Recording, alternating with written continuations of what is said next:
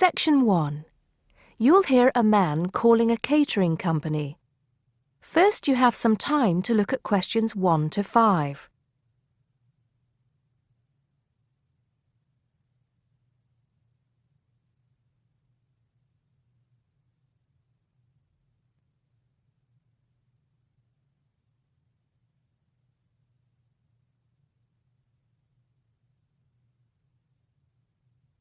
You'll see that there is an example which has been done for you.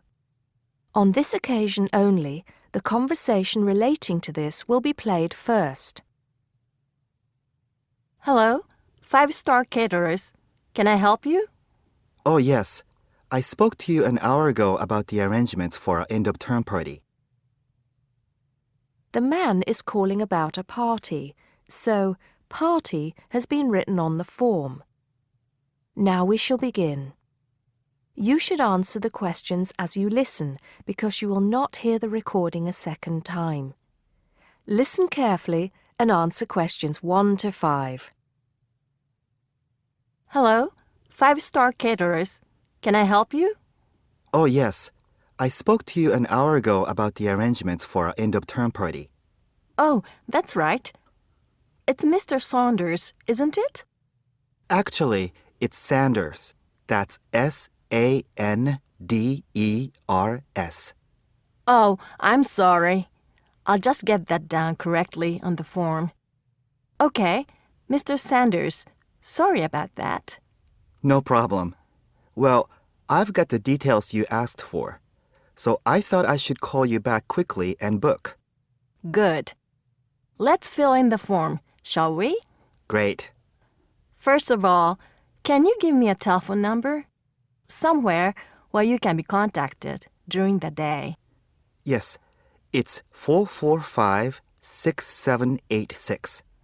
445-6786. Okay. And do you have a number where you can be contacted outside of office hours? Well, I'm at work till late in the evening, so use the same number, and if I'm not there, you can leave a message. Thanks. I'll make a note of that.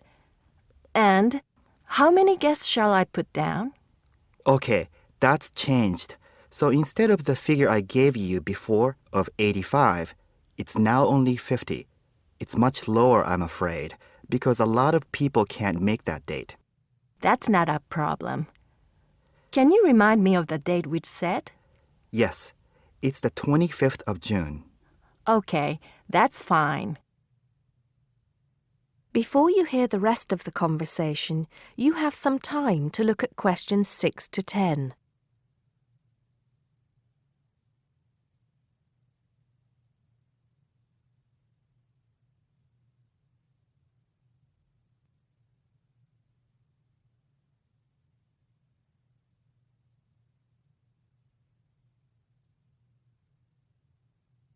Now listen and answer questions 6 to 10. Now, did you have the chance to look at the tables on the website? Yes, I did. And I think the rectangular tables would be good. The long, thin ones. Yes, you could have 2 of those. The only problem is that they're for 24 people. So you'd only seat 48 people that way. And if you have 50 guests... Oh, I see what you mean. 2 people would have nowhere to sit. What about the square ones? You'd have the same problem with numbers. Usually, for 50 people, we find the round tables work well. Not the smaller ones. They only seat 6 people. The ones that seat 10, the large ones. So do you think we should have 5 of those? I think that would work well. Okay, that's what we'll do then. Fine. And have you decided on the menu you would like? Yes, I think so. But I wanted to ask you, we talked about having the 3-course meal with waiter service, but in the end, we thought it would be a bit too formal. So that leaves the buffet or the 7-course banquet. How much is a banquet again? £100 a head. That's too much and too formal. The buffet is fine. Okay, so I think I've got everything. we'd need a deposit of 50% of the total. Right. What's the total? Just a minute. Yes, it's £30 a head times 50. So that's £1,500. 50% of that would be $750 now, with the balance due another $750 on the day. Great. I'll call in tomorrow if that's okay. I can pay you the deposit then. We'll look forward to seeing you tomorrow then. Okay. Thanks a lot.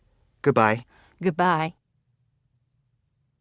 That is the end of section 1. You now have half a minute to check your answers.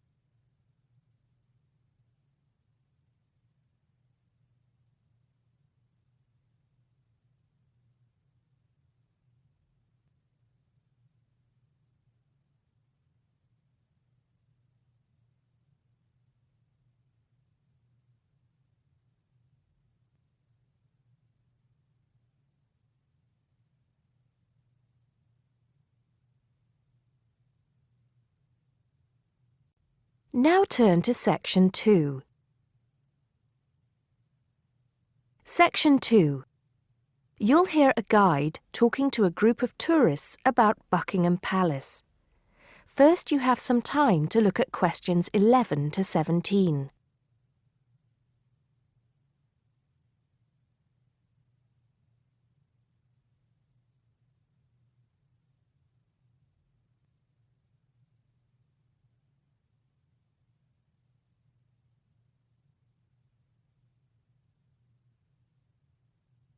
Now listen carefully and answer questions 11 to 17. Now, of course, Buckingham Palace is instantly recognisable to millions of people around the world. As we pass the palace, I'd like to tell you a few things about the history of this famous building. We think the first house was built here around 1624. In 1674, that house burned down and a new one was built, called Arlington House after its owner, the first Earl of Arlington. Then, in 1703, the first Duke of Buckingham changed the design of the house and the name. It was then known as Buckingham House. The building we see in front of us now has undergone many changes since it was first built. The east front, which is the part we see from the road, was added as part of the work done by Queen Victoria and was completed in 1850. But the palace has remained pretty much unchanged for nearly 100 years. The last major changes to the structure were made by King George V, who, in 1913, had the east front redesigned as a backdrop to the large memorial to Queen Victoria, which had just been placed outside the palace gates. Since then, only minor changes have been made. I should point out, though, that the palace was bombed 7 times during the Second World War, most seriously in 1940, when the palace's chapel was destroyed. Today, of course, it is the home of the royal family, but that wasn't always the case, although they did own most of the land it was built on. It was George IV who turned it into a palace, doubling its size when he became king in 1820. He had inherited it from his father, King George III, who, in 1761, had become the first royal owner of the building, though it was still not used as the home of the royal family, just as a private home for Queen Charlotte. It was known as the Queen's House at that time. King William IV finished the work after his brother, George IV, died.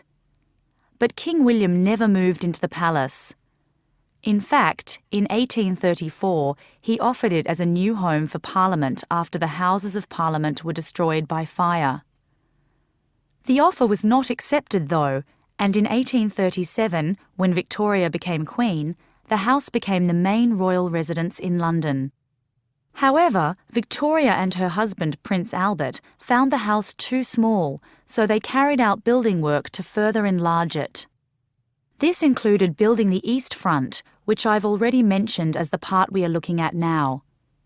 Victoria was also responsible for moving the Marble Arch, built as a part of the palace itself in the 1820s, to where it stands today, separate from the palace on the corner of Hyde Park. For 20 years or so, the palace was often the setting for huge banquets, dances, and musical performances. This period lasted until Prince Albert died in 1861, after which Victoria spent very little time there, and the palace was hardly ever used. Before you hear the rest of the talk, you have some time to look at questions 18 to 20.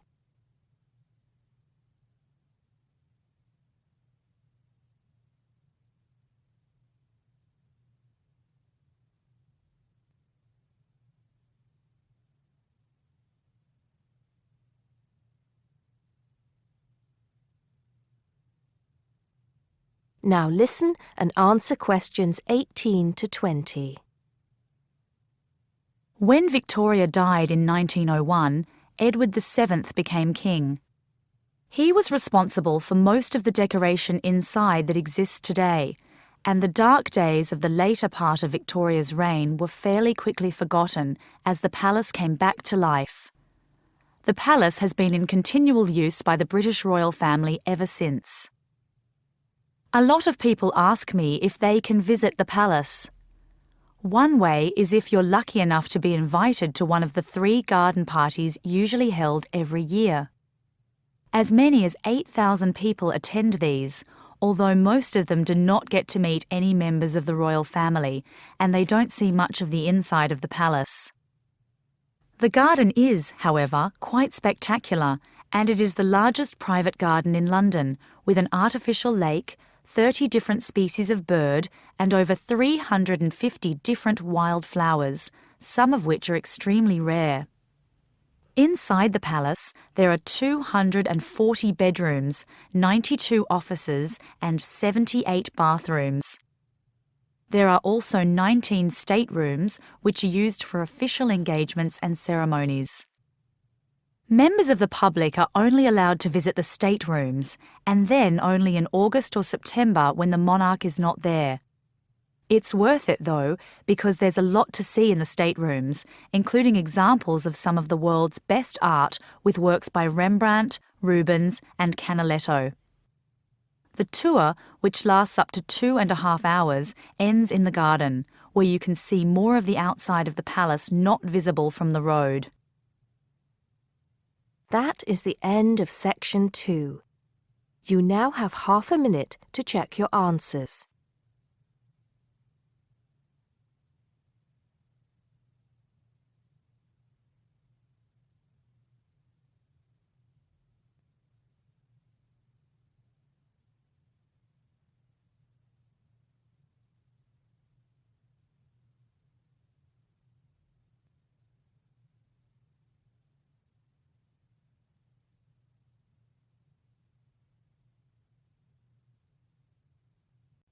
Now turn to Section 3.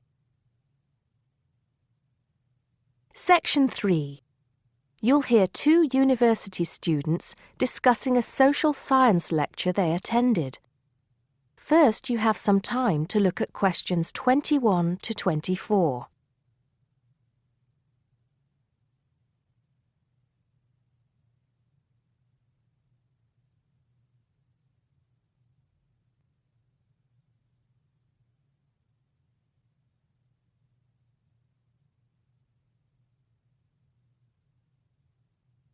Now listen carefully and answer questions 21 to 24. Did you go to the first social science lecture yesterday? Yeah. Didn't you see me there? No. I was trying so hard to understand the lecturer. What didn't you understand? A lot of it, really. For example, he said we needed to study history as part of the course, but I didn't get why. You probably missed it. He said early on that we need to learn from our past mistakes. Right. But he also said we need to put ourselves in the place of our ancestors. Why is that? I think the point is that it's not enough to know how they lived and what they did. We need to know what they thought. I see. And I've written transferable skills in my notes next, but I have no idea what that means. If you study social science, you learn skills that you can use in a job. Oh, right. Is that all? Okay, but why is that? The point he made was that in studying social science, you use a flexible and adaptable approach to learning. Before you hear the rest of the conversation, you have some time to look at questions 25 to 30.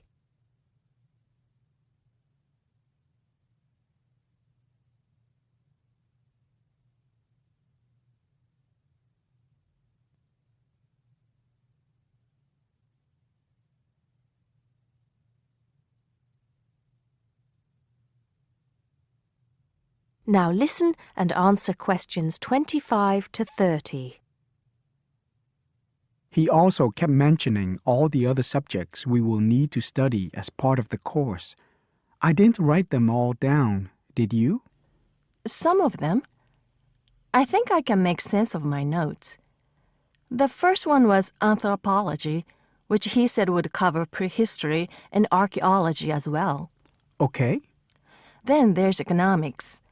I wrote down that this was not meant to mean that we will spend all our time looking at economic theory, but more that we need to see how humans behave. That's good. I don't think I could handle economic theory. He said something about education too, didn't he? Yeah. He said we'll be looking at how cultural information is handed down from one generation to the next through teaching children. He said we'd be focusing on geography too, but I can't really remember which aspects. Can you? I noted it down, I think. Here we are, yes, particularly in relation to urban planning. It's law that I got confused about. I didn't understand why he linked that to economics. I think he meant that laws affect the way wealth is distributed. That makes sense. Now, what are the science wars? Okay, I did get that. The science wars are about how social science collects information. In sociology and social work, and in social science generally, they can only study patterns of behavior and observe. If you compare that to the way scientists work in physics or chemistry, it's very different because they use specific experiments that can be tested and which give concrete answers.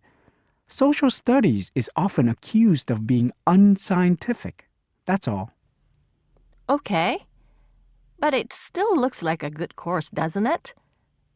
You don't have any regrets, do you? None at all. I'm looking forward to it. That is the end of section 3.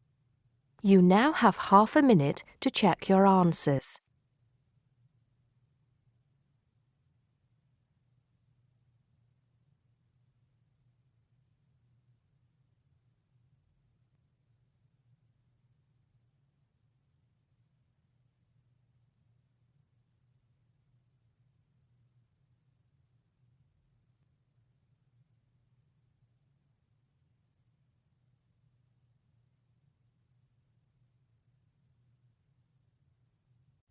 Now turn to section 4. Section 4.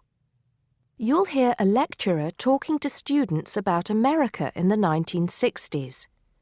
First, you have some time to look at questions 31 to 37.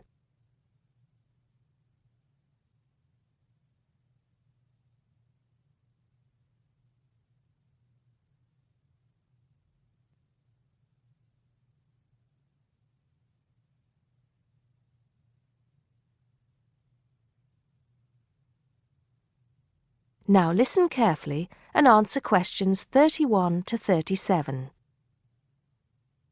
We begin our examination of America in the 1960s with the usual caution. There is no sense in trying to understand any decade without looking at what came before. Those of you who still have outstanding coursework on the 1950s would do well to complete it now, if for no other reason than it will help make sense of the next series of lectures. but we must press on, and I'd like to begin my talk about the 60s with a reference to one of those things that came before, the post-war baby boom. With the end of the Second World War in 1945, there began in the USA an era of perceived prosperity and security. In short, people started to feel that the world was a much better and safer place to bring up children. So, at the start of the 60s, all those children born in the baby boom, 70 million in the US alone, were teenagers. As the 60s progressed, and as this large number of people approached adulthood, there was a noticeable shift in the balance of power, and young people began to have a voice in ways that were not considered possible in the more conservative atmosphere of the preceding decade.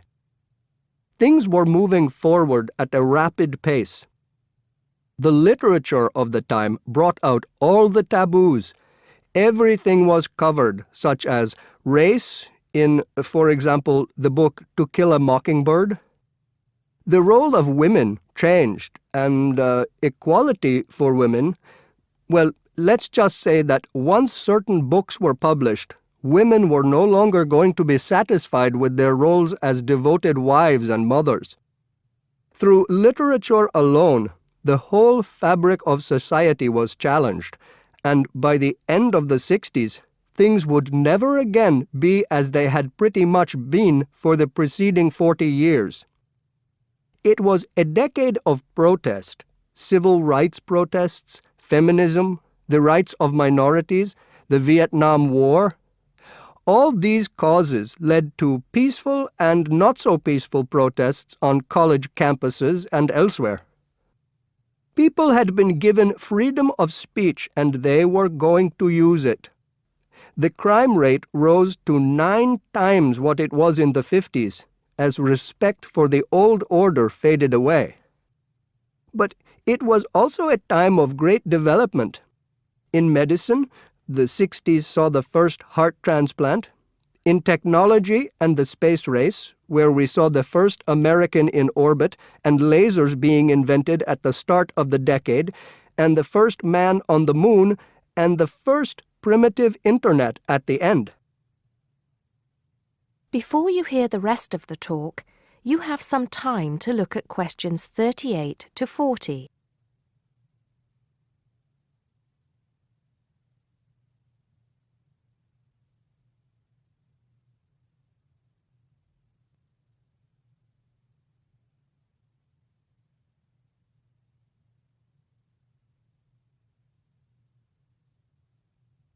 Now listen and answer questions 38 to 40. None of this, good or bad, might have happened if things in 1962 had gone slightly differently. On October 16th, President John F. Kennedy met with his closest advisors at the White House. They had obtained photographic evidence showing that Cuba was building or installing nuclear weapons. It was widely believed that Cuba was preparing to fire these weapons at cities in the USA. Kennedy was faced with 3 choices: to try to resolve the crisis diplomatically by negotiating with Cuba and the Soviet Union, to take action to block the delivery of more weapons into Cuba, or to attack Cuba, destroying their weapons. Believing that the first option would end in failure and that the third option would lead to war, it was the second option that Kennedy chose. In doing so, he succeeded in preventing the buildup of more missiles. The Soviet Union then withdrew the weapons from Cuba. Most historians agree that if Kennedy had acted differently, the episode would have led to a full-scale nuclear war between the United States and the Soviet Union. Millions would have died, and the world would have been changed beyond recognition. That is the end of section 4. You now have half a minute to check your answers.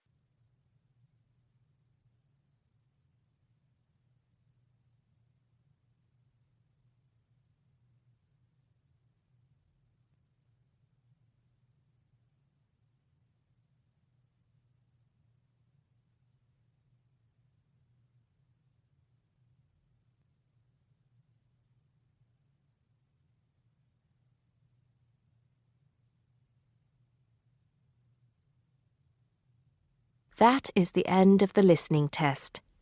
You now have 10 minutes to transfer your answers to the listening answer sheet.